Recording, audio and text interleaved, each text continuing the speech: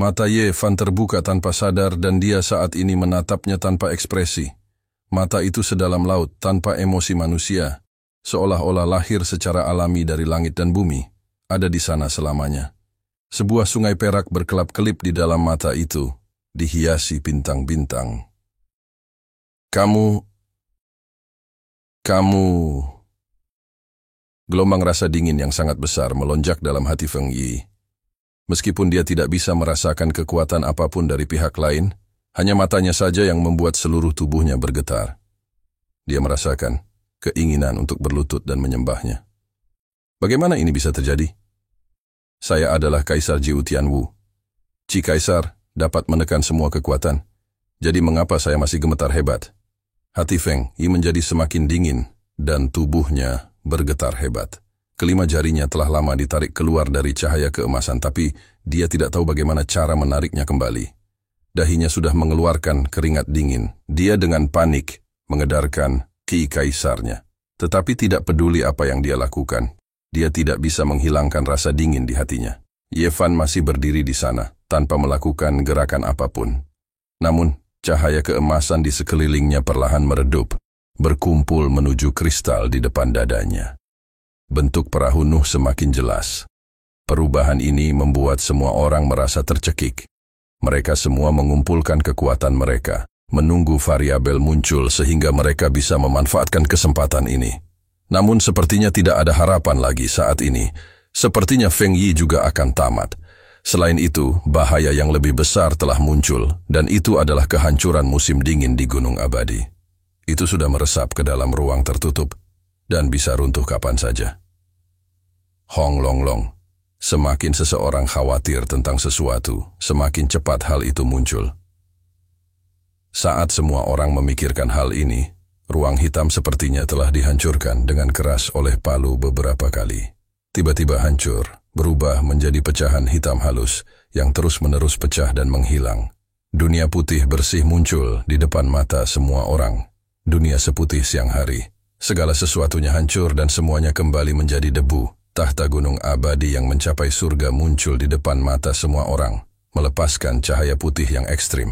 Seolah-olah kekuatan surgawi sedang melonjak, menekan hati semua orang. Wajah semua orang menjadi pucat pasi, dan mereka sulit bernapas. Dua jeritan terdengar berturut-turut. Demikian pula, para murid Kaisar bela diri dari Balai Api Suci tidak dapat menahan kekuatan nirwana. Keduanya bahkan tidak sempat membeku sebelum berubah menjadi kristal debu dan lenyap. Mata toples tembikar itu merah. Mulai dari Feng Zhu, 4 orang tewas sekaligus. Hanya dia dan Qi Guang yang tersisa. Mereka juga bertahan dengan sengit dan dapat dimusnahkan kapan saja. Aula Api Suci telah diwariskan selama ribuan tahun. Namun jumlahnya semakin menurun dari hari ke hari. Mungkin hari ini akan musnah seluruhnya. Dia menangis dengan sedih. Tuan muda, jika kamu tidak bangun, semua orang akan meninggalkanmu. Kami tidak takut mati, tapi kami takut tidak bisa melihat hari ketika kuil api suci mendapatkan kembali kejayaannya. Guci tembikar itu lelah secara mental dan fisik. Ia mengeluarkan seteguk darah, dan wajahnya menjadi sangat pucat. Kekuatan pemusnahan nirwana melonjak, dan ia tidak dapat lagi menahannya. Tiba-tiba, gelombang energi melonjak ke sisinya. Qi Guang mengayunkan pedang berharga di tangannya untuk membantunya membuka garis pertahanan. Dia berjuang untuk bertahan dan berkata sambil mengertakkan gigi, "Claypot, kamu tidak bisa mati. Tuan muda masih membutuhkan bantuan Anda. Jika seseorang harus mati, akulah, orang tua ini, yang harus mati lebih dulu." Stoples tembikar itu tersenyum sedih dan berkata dengan getir, "Penatua Qi, saya khawatir saya tidak dapat bertahan lebih lama lagi. Jadi bagaimana jika saya dapat bertahan lebih lama lagi? Jangan buang energi Anda. Anda satu-satunya yang mulia bela diri di Aula Api Suci sekarang. Penatua Qi, mohon tunggu sebentar." Dia menampar pedang berharga itu dengan telapak tangannya, ingin mematahkan pedangnya. Dia tidak ingin Qi Guang menyia-nyiakan energinya untuk melindunginya. Qi Guang menjadi marah dan meraung. "Pot tanah liat, jangan main-main. Kamu tidak boleh jatuh apapun yang terjadi." Energi di tangannya tenggelam, mendorong kekuatan telapak tangan toples tembikar itu menjauh. Dia menolak untuk menghapus pembelaannya, apapun yang terjadi. Dia tidak akan pernah jatuh. Suara hening tiba-tiba terdengar, seolah datang dari tempat yang jauh. Itu sangat tidak nyata, namun sangat khidmat dan sakral. Ini memberi orang kekuatan tak terbatas, memberi mereka kehangatan, dan harapan tak terbatas untuk bertahan hidup. Kamu, Tuan Muda. Qi Guang kaget. Dia melihat bahwa Ye Fan telah terbangun pada suatu saat, dan sepertinya sudah sadar kembali. Dia membentuk simbol di udara dengan satu tangan dan mendarat di kedua tangan. Simbol itu tak lain adalah karakter kecebong emas. Ia mendarat di antara Qi Guang dan Ye Fan dan memancarkan cahaya keemasan, menolak kekuatan aturan musim dingin di sekitar mereka dan membentuk dunia kecilnya sendiri. Semua orang saling memandang dengan kaget. Pada saat itu, Ye Fan dan yang lainnya tidak bisa melihatnya sama sekali. Bukan hanya kekuatannya yang tidak terdeteksi, bahkan ekspresi dan tatapannya pun tampak tidak menentu. Tidak peduli seberapa keras mereka menatap, itu tampak tidak nyata, dan mereka tidak dapat melihat wajah aslinya dengan jelas. Suara mendesing, Qing kecil langsung berubah menjadi sambaran petir dan bergegas menuju cahaya keemasan dengan kecepatan tercepat. Dia segera merasakan kehangatan, dan dinginnya musim dingin sudah tidak ada lagi. Dia diam-diam menghela nafas lega, tapi dia hanya berani berdiri di tepi cahaya keemasan. Dia memandang Ye Fan dengan waspada, mengungkapkan ketakutan yang mendalam. Tuan Muda, kamu... Potripot juga sangat gembira. Melihat transformasi Ye Fan, perasaan tidak mampu memandangnya membuatnya menangis karena kegembiraan.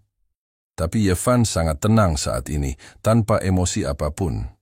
Selain keterkejutan yang mendalam di matanya, ada juga sedikit rasa hampa. Dia hanya bergumam pelan pada dirinya sendiri, aturan musim dingin, nirwana. Dia bukan Ye Fan. Tiba-tiba terdengar suara. Li Yunqiao juga bergegas, menuju cahaya keemasan untuk bersembunyi. Matanya dipenuhi dengan keterkejutan yang dalam seolah dia tidak dapat mempercayainya. Ye Fan menoleh sedikit, menatapnya, dan mengungkapkan senyuman langka. Dia sebenarnya mengangguk sedikit pada Li Yunqiao, lalu melangkah keluar dari cahaya keemasan dan menuju kekuatan nirwana. Begitu dia keluar dari cahaya keemasan, terdengar serangkaian suara mendesis di udara. Semua orang langsung terbang, mengalir ke tempat suci yang awalnya kecil. Tiba-tiba menjadi ramai, dan bahkan wilayah kekuasaan pun menyerbu masuk. Qi Guang dan Pot Tembikar menatap tajam ke arahnya, mata mereka dipenuhi kebencian. Ekspresi wilayah kekuasaan sedikit berubah.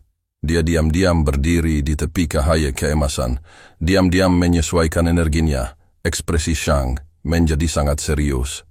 Dia melihat karakter Kesebong, emas antara wilayah kekuasaan, dan Qi Guang tanpa mengungkapkan sepatah kata pun. Li Yunqiao juga terguncang dalam hati.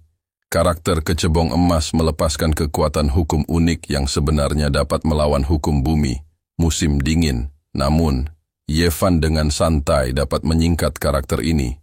Jadi jelas bahwa dia telah sepenuhnya memahami karakter ini. Hong Long Long, dunia tiba-tiba bergetar. Cahaya keemasan mengalami serangan yang kuat, menjadi tidak stabil. Ekspresi wilayah kekuasaan berubah drastis, dan dia buru-buru berlari dari tepi ke tengah. Seluruh penghalang berubah menjadi reruntuhan, hanya menyisakan dunia emas kecil ini. Kekuatan nirwana yang kuat terus menekan, menyebabkan cahaya keemasan menjadi semakin kecil. Gunung abadi sepertinya telah merasakan kekuatan cahaya keemasan yang unik ini, dan mulai berubah secara bertahap.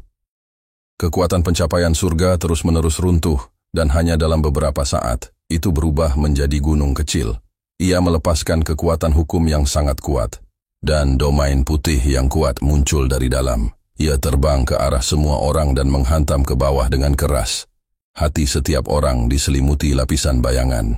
Ketika mereka merasakan kekuatan hukum yang merusak dan domain artefak yang mendalam, semua wajah mereka menjadi pucat dan dipenuhi ketakutan. Kekuatan yang sangat kuat. Apakah ini ahli yang kuat di zaman ini? Ye Fan bergumam pada dirinya sendiri. Matanya bersinar dengan ekspresi serius. Dengan beberapa langkah dia sampai di atas lingkaran cahaya keemasan. Tangannya terus-menerus membentuk bekas, dan kristal di depan dadanya menghasilkan bayangan kosong. Gambar kosong itu perlahan berubah menjadi perahu kecil. Setelah membentuk jejak, itu terbang ke tangan Ye Fan. Telapak tangannya perlahan terbuka, dan perahu emas kecil itu juga berubah. Garis-garis cahaya keemasan melesat keluar, mengubah sekeliling menjadi lautan emas. Perahu kecil itu tiba-tiba membesar di tangannya dan menabrak gunung abadi. Hong Long Long. Dunia berubah menjadi dua ekstrem, satu emas dan satu lagi putih. Dunia putih dengan kuat menekan ke bawah, dan retakan hitam muncul di antara kedua warna tersebut. Bintang yang tak terhitung jumlahnya berkelap-kelip di dalam, tiba-tiba berubah menjadi sungai perak. Gunung abadi tidak memiliki siapapun yang mengelolanya. Ia hanya mengandalkan program yang dibuat Teng Guang saat itu untuk beroperasi sendiri. Ia menyerap kekuatan 4 musim yang diciptakan oleh pohon cemara, serta tekanan artefaknya yang mendalam untuk memadatkan hukum paling kuat di bumi, nirwana, menghancurkan segala sesuatu dan mengembalikannya menjadi reruntuhan. Tangan Ye Fan terus-menerus membentuk jejak, mengirimkannya ke perahu kecil itu untuk secara paksa menahan penindasan gunung abadi. Jelas itu agak berat. Adapun orang-orang di lingkaran emas di bawah, mereka sangat terkejut. Belum lagi melawan kekuatan penghancur dunia semacam ini, mereka mungkin akan mati saat bersentuhan dengannya. Semua orang menahan napas saat merasakan benturan dunia di langit. Mereka seperti daun layu di tengah badai yang akan tumbang kapan saja. Ini tidak akan berhasil. Kekuatan ini terlalu besar. Ini sudah berada di puncak hukum alam. Jika aku tidak menggunakan seluruh kehendak ilahiku, tidak mungkin aku bisa menolaknya. Sedikit keraguan melintas di mata Ye Fan, tetapi pada akhirnya, dia membuat keputusannya. Tangannya terkepal, dan jejak aneh mulai berubah di tangannya. Simbol kecebong emas muncul satu demi satu, dan terus-menerus terbang ke perahu daun emas itu. Seolah-olah waktu dan ruang mengalir dengan cepat, melintasi jurang dan bebatuan yang tak terhitung jumlahnya. Ombak naik secara spiral saat melintasi pantai seberang. Pada saat ini, gunung abadi dikelilingi oleh cahaya keemasan yang tak ada habisnya. Suara gemuruh terdengar di udara, dan secara tak terduga terus-menerus didorong mundur. Sungai perak antara dua dunia segera menghilang, dan sinar cahaya tak berujung mengalir ke langit. Nirwana musim dingin runtuh pada saat ini, dan cahaya keemasan mengelilingi bumi yang besar. Kekuatan gunung abadi tiba-tiba mengalami kerugian besar, dan secara paksa merobek ruang untuk melarikan diri. Kamu Fan mengerutkan kening. Dia ingin mengambil tindakan untuk menghentikannya, tapi pupil matanya tiba-tiba melebar. Pupil matanya berkedip-kedip dengan ekspresi bingung, dan kekuatan di sekitar tubuhnya mulai melemah secara signifikan seolah-olah akan menghilang. Dia dengan keras menggelengkan kepalanya dan mengungkapkan ekspresi serius. Dia berkata pada dirinya sendiri, "Tidakkah ada waktu lagi?" Kemudian, dengan ujung tangannya, perahu emas itu langsung terbang menuju bekas di depan dadanya. Seluruh tubuhnya mengatupkan kedua tangannya di udara dan duduk bersila. Dia tiba-tiba mulai bermeditasi seolah-olah tidak ada orang lain di sekitarnya. Cahaya keemasan di sekelilingnya berangsur-angsur menghilang saat ia memasuki kondisi meditasi. Hanya retakan besar yang muncul di langit.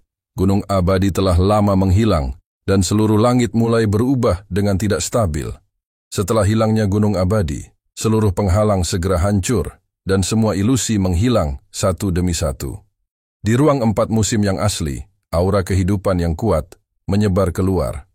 Lingkungan sekitar berubah menjadi hijau, dan cabang serta dedaunan lebat yang tak terhitung jumlahnya muncul dalam jarak beberapa li, seolah-olah mereka langsung keluar dari ruang lain. Terima kasih telah menonton. Jangan lupa like, share, dan subscribe guys.